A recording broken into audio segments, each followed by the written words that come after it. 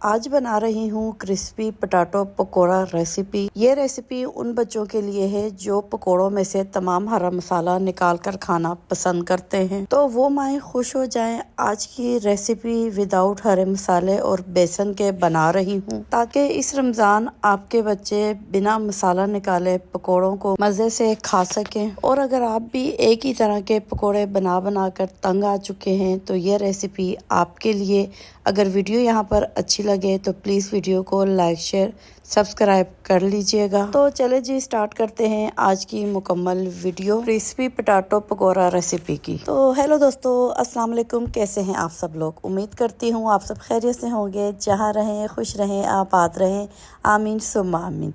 आज की रेसिपी जैसे कि पहले ही मैं आपको बता चुकी हूँ, आज मेरे किचन में बनने जा रहा है क्रिस्पी पोटैटो पकोड़ा रेसिपी।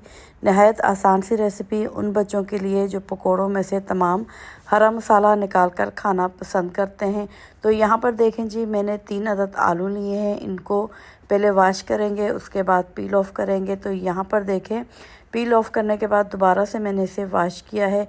अब मैं इसकी कटिंग कर रही हूँ। आप देख रहे हो, आपके सामने मैंने आलू की जो है लंबाई में कटिंग की है। लेकिन आपने एक बात याद रखनी है, इसको बिल्कुल आपने बारीक बारीक कटिंग करना है। मोटे पीस इसके नहीं काटने, इस तरह पतले पतले इसके स्लाइस बनाने हैं। और उसके बाद जो है आलू को हमने एक जगह पर दोबारा से इकट्ठा कर लेना है, इस तरह जैसे कि आपको स्क्रीन पर दिखाई दे रहा है। अब हमने इसकी मज़ीद कटिंग करनी है। यकीन करें, इतने मज़ेदार ये पोटैटो पकोड़ा की रेसिपी बनकर तैयार होगी। ना हम इसमें बेसन इस्तेमाल करेंगे, ना हम इसमें प्याज इस्तेमाल करेंगे, और ना ही किसी किस्म का इसमें हरा प्याज जो है हम इस्तेमाल करने वाले हैं। तो यहाँ पर हमने बारीक बारीक कटिंग करनी है। कटिंग करने के बाद आपने फ़ौरन इन आलूओं को उठाकर पानी में डाल देना है। ऐसे ही इनको नहीं रखना, वरना ये काले हो जाएंगे जब तक कि आपने मज़ीद आलू की कटिंग करनी है। यहाँ पर देखें, कटिंग हो चुका है।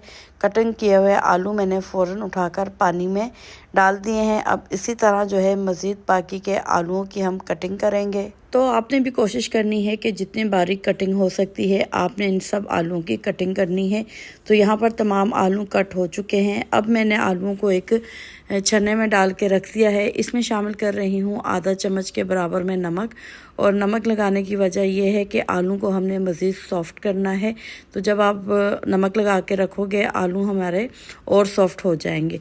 अब अलहदा से बॉल लेना है। तो यहाँ पर आप देखें, जो नमक हमने आलू पे लगाया था, आलू ने अपना कितना पानी जो है वो छोड़ा है। तो अब हमने इन आलूओं को दोबारा वॉश नहीं करना। नमक लगे आलूओं को एक बॉल में डालेंगे। इसमें अब शामिल कर देंगे हम कुछ मसाले। तो यहाँ पर सबसे पहले मैं डालूँगी इसमें आधा चम्मच लाल मिर्च के, आधा चम्मच जो है कुटी हुई काली मिर्चें, और इसके अलावा मैं इसमें डाल रही हूँ कॉर्नफ्लावर। तो पहले हमने इसमें 1 चम्मच डाला है, फिर 2 चम्मच डाले हैं। डालने के बाद हमने इसको मिक्स किया है। अब हमने इसमें मज़ीद जो है 1 से 2 चम्मच और कॉर्नफ्लावर के डालने हैं। ना हम इसमें कोई मैदा डालेंगे, ना आटा डालेंगे, और ना ही बेसन डालेंगे। ठीक है जी। और ना ही हमने इसमें चावलों का किसी किस्म का आटा डालना है। सिर्फ 4 चम्मच हमने इसमें कॉर्नफ्लावर के डालने हैं। 3 अदद मेरे पास आलू थे, तो आपने हिसाब किताब जो है बाद में चेक कर लेना है। इनमें पानी नहीं होना चाहिए। तो ये देखें, आपने आम पकोड़ों की तरह जो है उठाकर पैन में नहीं डालना। इस तरीके से आपने हाथ में रखने हैं और इसको गोल गोल सी शेप देनी है। तो यही रीज़न था आलूओं को जो है सॉफ़्ट करने का, जो हमने सबसे पहले नमक लगा कर रखा था।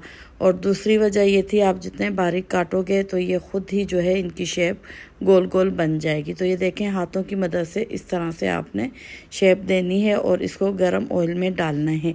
तो उस वक्त तक आपने इनको पलटना नहीं है जब तक कि एक तरफ से ये कुक नहीं हो जाते।